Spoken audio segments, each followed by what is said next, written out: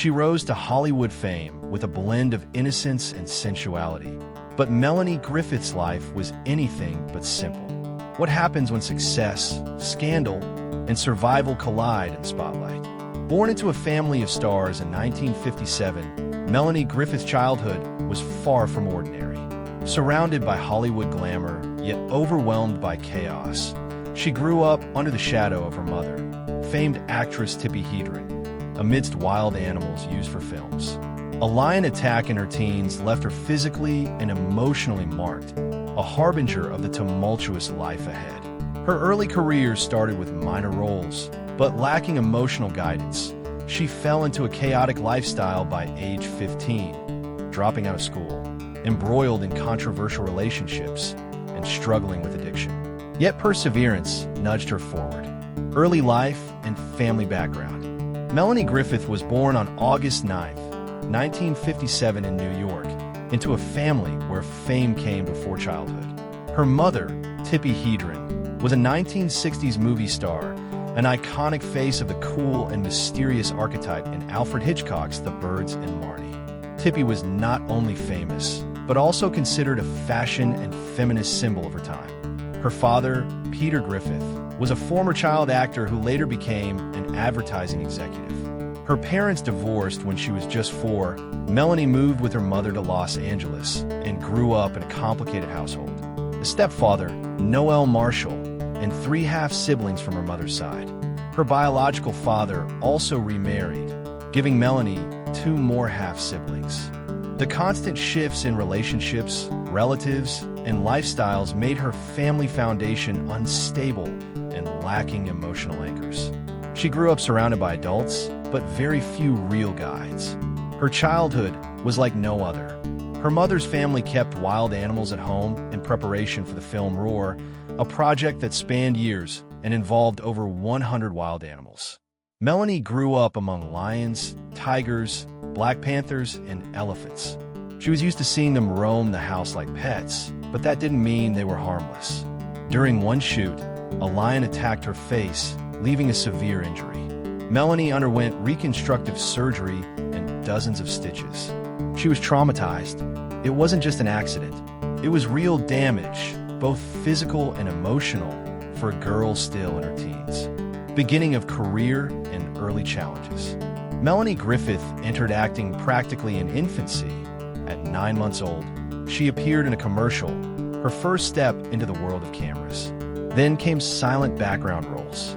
Thrown into a chaotic world early, no one taught her how to handle it. Her mother, Tippi Hedren, was a strong woman, famously standing up against Alfred Hitchcock's controlling behavior, something few dared to do at the time. She was independent, proud, courageous, but often prioritized career and personal ideals over family life. To Melanie, she was both an idol and a shadow too large to lean on. Tippi spent most of her time on set on projects like Roar and in artistic circles. Melanie followed her mother as a role model, but lacked real guidance on emotional or moral matters. She learned by watching and by crashing into the world herself. At 14, Melanie followed her mother to the set of The Herod Experiment. There she began forming inappropriate romantic relationships for her age, which led to her dropping out of school at just 15. From then on, everything changed. She lived backstage at parties, in complex relationships, and in an environment where fame outweighed feelings. After Night Moves, Melanie's career didn't stop stirring controversy. She continued to appear regularly in films, both in lead and supporting roles. In The Drowning Pool, 1975, she played the daughter of the lead character portrayed by Paul Newman, a major opportunity to work with big names. In 1977, she appeared in Joyride, a crime action film exploring the image of a rebellious young girl on the run, continuing her string of bad girl roles in her early career. Melanie also took part in more experimental films like Smile, 1975, a satire on beauty pageants, and Onion One, a sports school drama in which she had a minor role. Though these performances didn't make her a star, they showed she was working seriously, trying to prove herself project by project. These roles showed that Melanie didn't just ride on controversy. She had also worked consistently across various projects, even if no breakthrough had yet arrived. Breakthrough with Body Double and Something Wild. In 1984, Body Double brought a major shift to Melanie Griffith's career. The film, directed by Brian De Palma, was controversial for its provocative theme and Melanie's near-total nudity. But this time, she chose to bare herself. "I knew exactly what I was doing. This was my choice. No one forced me," she said later. This role wasn't about being used for her image, but about taking control of it. She turned sensuality into a tool, not a trap, despite conservative groups protesting and the film nearly receiving an X rating. Critics were surprised by her performance, and Melanie won Best Supporting Actress from the National Society of Film Critics. This was a turning point, as it recognized her performance over appearance, and major directors began to take her seriously. Jonathan Demme, impressed by her chaotic but purposeful energy, cast her in Something Wild, a film that wasn't a blockbuster but was a major leap for Melanie. Her role as Lulu was complex, portraying a woman living a double life, rebellious yet vulnerable. Critics described the film as weird, unpredictable, and captivating. Melanie received her first Golden Globe nomination for Best Actress, marking the moment she was seen as a true performer and not just a figure of scandal. From there, her career climbed, gaining momentum that eventually led her to even bigger breaks. Career peak with Working Girl. Melanie Griffith's true breakthrough came with a 1988 hit Working Girl. Under the direction of Mike Nichols, she transformed into Tess McGill, a secretary from a modest background who was intelligent and fiercely ambitious. The role resonated with the rising wave of feminism, and Melanie portrayed the character with sensitivity, determination, and a signature touch of vulnerability. Working Girl grossed over $100 million worldwide, received 6 Oscar nominations, and earned her a Golden Globe for Best Actress along with an Academy Award nomination. For the first time, Melanie was no longer just a pretty face with a scandalous past, but a legitimate actress recognized for her talent. The role was a game changer, redefining her place in Hollywood and shifting how the industry and audiences perceived her. It was not just about her curves anymore. It was about her depth, her ability to bring a full, complex woman to life on screen. The character of Tess became an icon herself, embodying ambition and grit amidst a male-dominated business world. Melanie's performance was praised for capturing that spirit perfectly, making audiences root for her journey. After Working Girl, Melanie entered the ranks of in-demand actresses. However, the spotlight was fleeting, and while she took on more roles, none matched the impact of Tess. Still, that peak marked an important moment where Melanie Griffith proved she was more than just a pretty face. She was a serious talent, able to carry a major Hollywood film with grace and power. Turbulent personal life and relationships. Melanie's personal life was a roller coaster of 4 marriages, including 2 to Don Johnson and 1 to Antonio Banderas. Despite the chaos and challenges, including struggles with addiction and public scandals, she maintained respect and kindness in her relationships, showing a more complex and resilient character behind the tabloid headlines. She first met Don Johnson in 1972 when she was just 14, accompanying her mother on set. Their connection was immediate, but controversial, given their age difference and her youth. They married when Melanie turned 18, but that first marriage lasted only 6 months, marked by public doubts and private struggles. Years later, they remarried in 1989 and had 2 children together. But again, addiction and infidelities strained the relationship, leading to a second divorce in 1994. Meanwhile, Melanie's marriage to actor Stephen Bauer in the early 1980s seemed like a chance for stability. They had a son and shared calm years, but as her career revived and personal issues emerged, they eventually divorced in 1989. Her relationship with Antonio Banderas began in the late 1980s, when he first spotted her at the Academy Awards. Their chemistry was undeniable, and despite both being married elsewhere at the time, they eventually divorced their respective partners to marry each other. Their high-profile marriage lasted nearly 20 years, producing a daughter, but faced trials including jealousy, scandals, and eventual separation in 2014. Throughout all the ups and downs, Melanie managed to maintain civility and respect with her ex-husbands, often appearing together publicly for their children.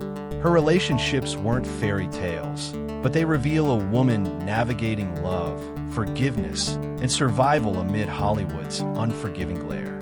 Struggles with addiction and public scrutiny.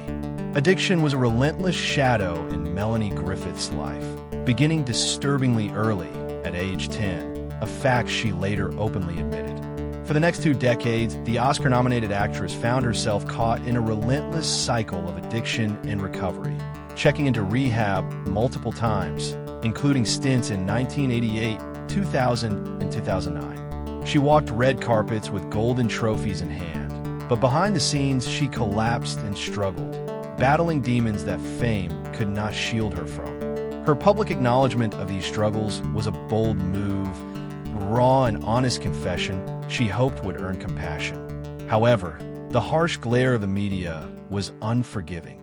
Instead of empathy, her admissions sparked waves of criticism and tabloid fodder. In 2002, during a candid interview, Melanie revealed she had allowed her 16-year-old son, Alexander, to try marijuana, reasoning that it was safer for him to use it at home than to buy unknown substances on the street. This statement, however, shattered ethical boundaries in the public's eyes and became headline controversy. The fallout was severe.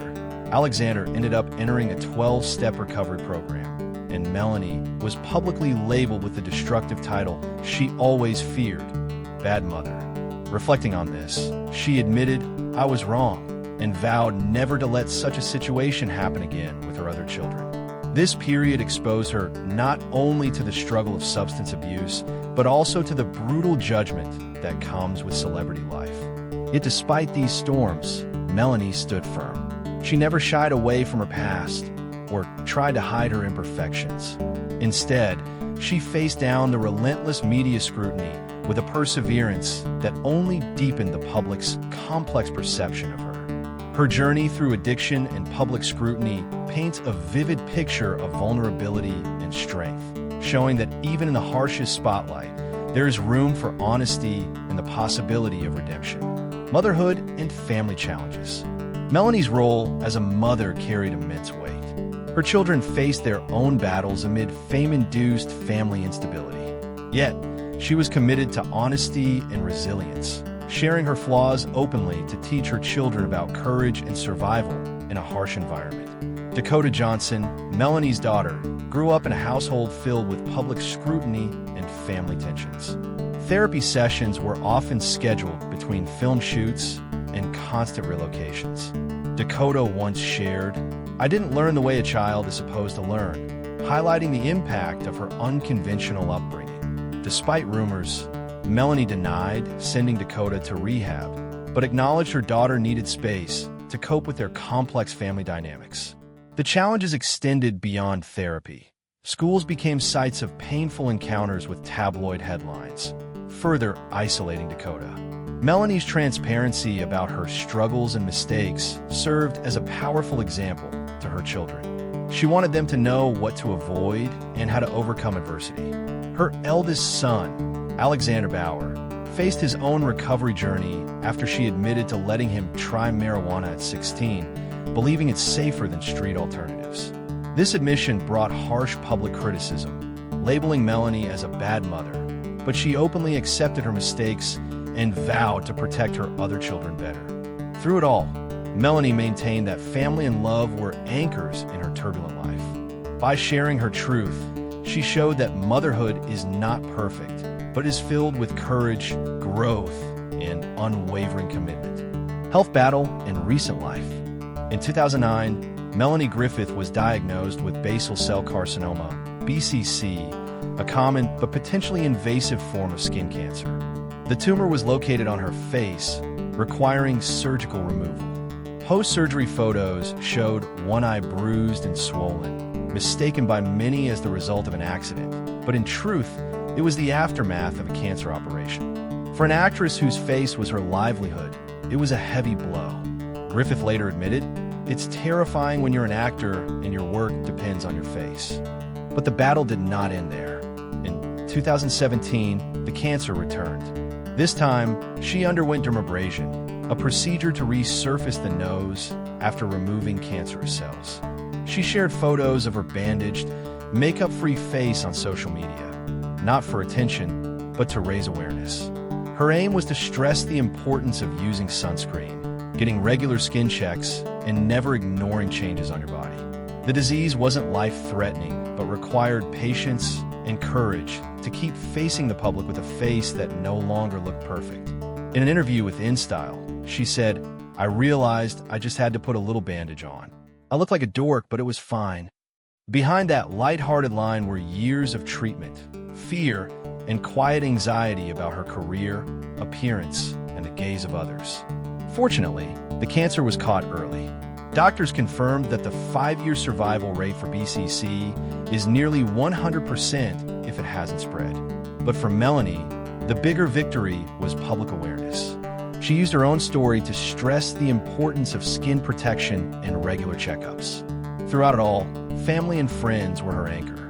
Griffith often says she's grateful for the love of her children and all 3 of her ex-husbands who stood by her, encouraged her, and held her hand for the darkest days. The battle with cancer may not be the biggest chapter in Melanie Griffith's life, but it is the quietest, most resilient, and perhaps the most meaningful, where the world no longer saw a blonde movie star on the red carpet, but a woman willing to face herself, cell by cell, and continue living stronger and kinder than ever before. Melanie Griffith's story isn't just about fame or controversy. It's about survival, honesty, and the courage to be real. From early stardom and shocking struggles to personal battles and reinvention, she reminds us that true strength comes from embracing imperfections and facing life's storms head-on. Battling addiction, navigating turbulent relationships, and confronting public scrutiny, Melanie never hid her flaws. Instead, she lived openly, letting her children see both her mistakes and her resilience, teaching a powerful lesson in courage and authenticity. Her journey was marked by highs and lows, from critical acclaim to Razzie Awards, and from love and loss to health battles with skin cancer. Yet, through it all, she maintained a fierce determination to reclaim her identity and control her narrative. Now, as she moves through life with quiet strength, Melanie stands as a vivid example of what it means to be human in a world fixated on perfection. Her legacy transcends traditional Hollywood glamour. It's about reality, vulnerability, and the relentless spirit to keep going despite setbacks. Melanie Griffith shows us that fame may fade, but character does not. And sometimes a scar, whether physical or emotional, tells a deeper story than any red carpet moment ever could. Her life invites us to consider, is she a victim of Hollywood's harsh spotlight or a trailblazer who wrote a script no one else dared to perform? Share your thoughts in the comments. We'd love to hear your perspective. And don't forget to like, subscribe, and hit the notification bell because the next videos will bring you stories even deeper, more real, and full of unexpected turns.